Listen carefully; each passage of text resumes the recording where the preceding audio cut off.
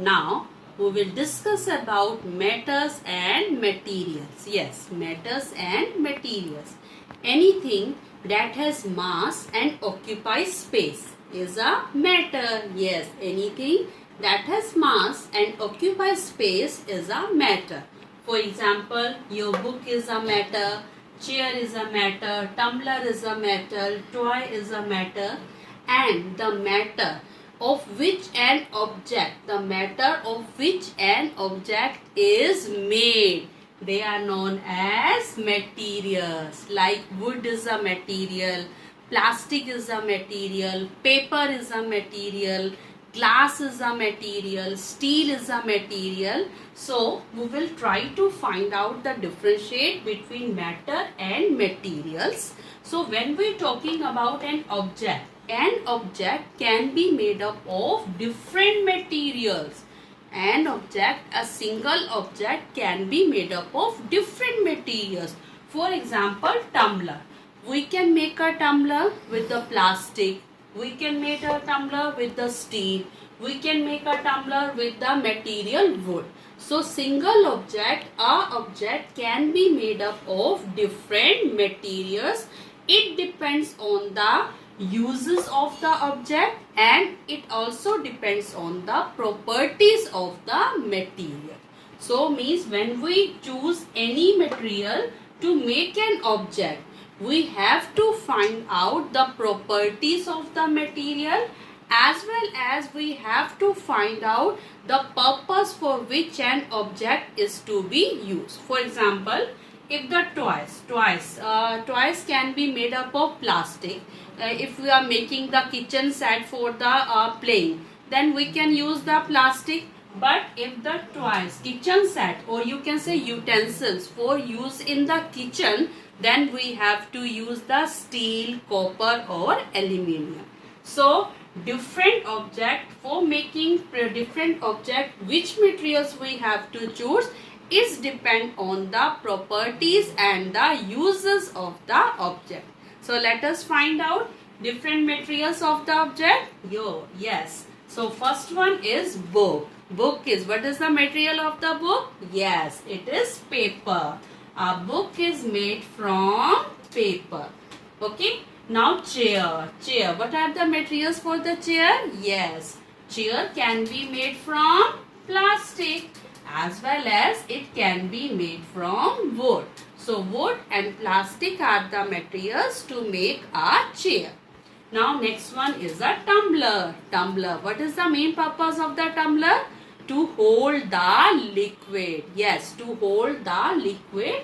So we choose the materials which can easily hold the liquid. Like your plastic is there, wood is there, or you can say a glass is there. These materials can hold the liquid easily. That's why tumbler can be made with the help of plastic, wood and glass. We can't use a piece of paper or a cloth to make the tumbler, because it can't hold water. Okay. Next one, toys. So toys naturally they are for playing. So we can make it from the plastic, and we can make it from the wood. And some of the toys can be made from the steel also, but mostly plastic and wood are used for making toys. Now shoes. Shoes are made from leather. Yes, it is made from leather, which is a animal product. Now utensil. Utensils, as you know, utensils we have to use in the kitchen. So they should be the good conductor of the heat. So we choose a material to make the utensils which are the good conductor of heat. Like your steel is there, like your aluminium is there, copper is there. So we are using steel, copper and your aluminium for making the utensils, so that they can cook the food. Now bowl. Bowl, it is used for playing. So we can make the plastic bowl, and we can also use the leather bowl. So we can see we have to choose the materials to make an object on the basis of their properties and for the purpose for which an object is to be used.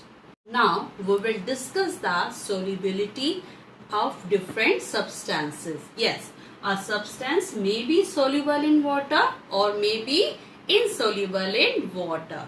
So what do you mean by soluble? Soluble means if the substance completely dissolve or disappear in water, we are not able to see. So that substances are known as soluble substances. For example, your sugar and salt. And those substances which are not dissolve or disappear in water even after long stirring, they are known as insoluble substances. So let us try to find out the solubility of different substances in water. Okay, water. As you know, water is a universal solvent. Water is a universal solvent because it can dissolve a number of substances in it. Yes. So it is known as a universal solvent. So let us try to find out the soluble and insoluble substances in water. So first is your salt. So what do you say? So when you dissolve the salt in water and stir it well, it will dissolve or disappear in water? Yes, it will disappear in water. It will dissolve in water. It will soluble in water. We are not able to find out that is salty water. Only we are able to find out when we taste it. Yes. Now the chalk powder. Just crush the chalk and mix it into the water and stir it well. What do you observe? After some time you will see ki even after a long stirring, the chalk powder will not dissolve in water. It will settle down at the bottom of your container. So it is not soluble in water. Very good. Now next we have the sand or mud. So when we will just dissolve the sand or mud in water, it will dissolve in water, disappear in water? No. We are able to see it in water even after long stirring. So these sand and mud are not soluble in water. Very good. Next is the sawdust. Sawdust, it is also not dissolved in water. So these are insoluble in water. Now next is vinegar. So vinegar, when we just add the 2 to 3 drops or 1 tablespoon of vinegar in water, we are able to find it? No. It will miscible with water. So it is miscible in water. It will mixes well in water. Now lemon juice. What are you saying? We are preparing the lemonade now for our family. So lemon juice is easily mixed in water. Mustard oil. When we add the mustard oil, what do you think? It will mix with water? No. It will float on the upper layer of water and it is the immiscible in liquid because it is lighter than the water. It has less density than the water and that's why it floats on the upper surface of water. So it is not immiscible in water. Now next one is kerosene. Kerosene also immiscible in water. It will not dissolve in water. So we can easily check the solubility of different materials in water. Everyone, now we will discuss different methods of separation of substances and what do we do with the separated substances. Okay, so we will try to find out the different methods of the separation of different components of a mixture and what we do with the separated components of a mixture. As you know, we will separate the different components of a mixture on the basis of their properties, means which they are. We will first find out the similarities and differences in their properties of the components, and after that we find out the purpose or the process of separation of different substances. So let us start one by one. So first of all, we have a mixture of stones and rice. Yes, we have a mixture of stones and rice, and naturally stones will be separated from rice, and if the stones are less in number and slightly bigger in size from the rice and slightly different in color, we can easily separate stone from rice by the process of hand picking. Yes, by the process of hand picking.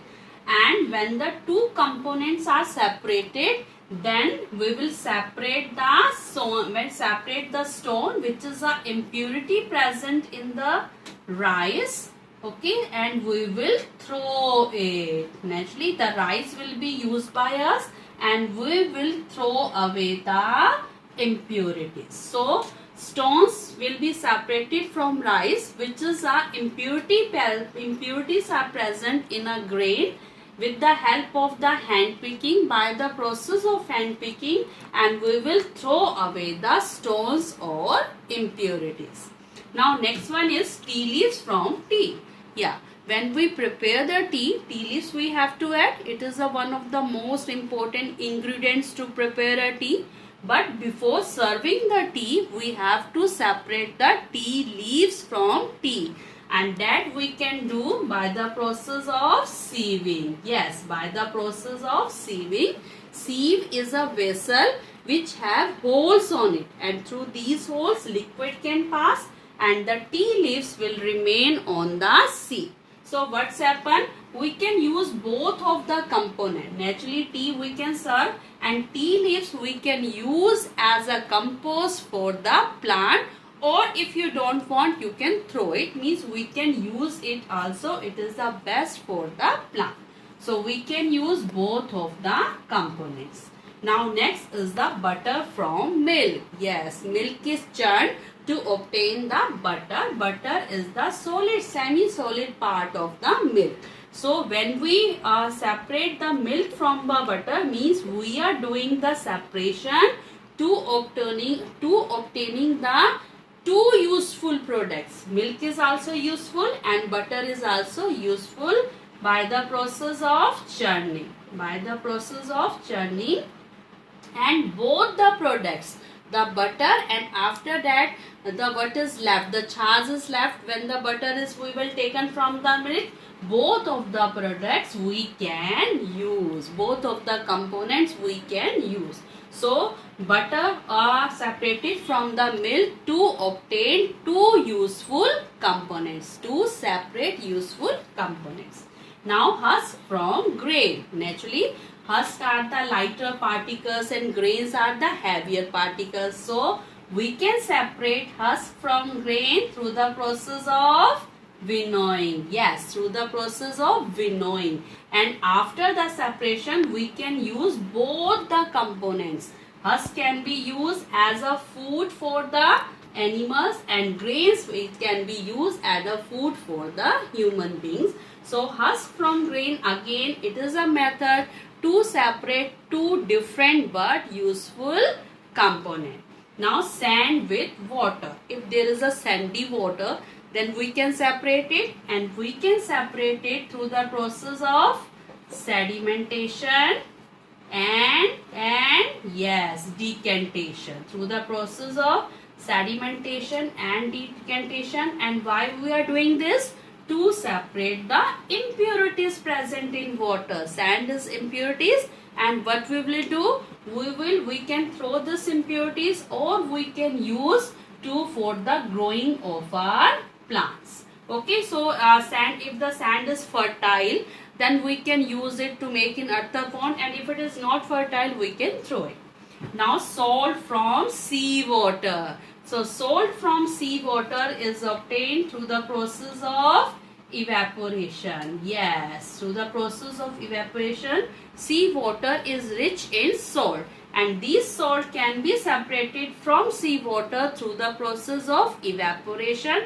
And naturally after purifying we can use the salt and the water is evaporate. If we will want the water back, we can. Now pebbles from sand. Naturally there are some pebbles from sand, so at the construction sites they have to remove the pebbles from sand. This can be done by the process of sieving, and we can use both the component. So we can see there are a number of methods we have to choose. different methods according to the properties of components and why we are doing it is the purpose. For example, stones are impurities present in rice and impurities we will throw out. Tea leaves from the tea, they are the not useful component. So tea leaves we can throw out or we can use for our plants. Butter from the milk, both are the useful component and both the component we can use. Husk from grain, both are the useful components and both we can use. Sand and water, sand is the impurity present in water, so we can throw the sand out. Salt and seawater we can separate through the process of evaporation and the salt is used for the purpose after purification. Pebbles from sand both can be separated by the process of sieving and both the particles can be used. We had studied different methods of separation of different components of a mixture, but sometimes a single method is not sufficient to separate different components of a mixture. In that case, we have to use two or more than two methods of separation. So let us try to find out. So we have a mixture of sand and salt in water. Yes, now we have a mixture of sand and salt in water and we have to separate it. So by taking any one method of separation, we can't separate it. To separate that mixture, we have to choose, first of all, there is a process of sedimentation. After that, we will do the process of decantation. Very good. And after that, we will do the process of filtration. And after that, we will do the process of evaporation. And after that, we will do the process of condensation. So, when we use these methods, then we are able to separate the different components of the mixture, that is sand, salt and water. So, let us find out how. First of all, we will take the mixture of sand, salt and water. Now, let this mixture settle undisturbed for some time. Naturally, when we allow the mixture undisturbed settle down for some time, then the sand present in the mixture will settle at the bottom of the beaker. That process is known as sedimentation. Now, after the process of sedimentation, we will pour the upper clean water into another beaker. Yes, we will pour the upper clean water into another beaker. And that process is known as decantation. So, after the process of sedimentation and decantation, a large amount of the sand is separated from the water, but still sand is present in the water. So, this sand which is still present in the water, we can separate it through the process of filtration. Filtration means when the decanted water pass through the holes of the filter paper. So, filter paper had fine pores on it. So, the water will easily pass through the filter paper and the sand will remain on the filter paper as a residue.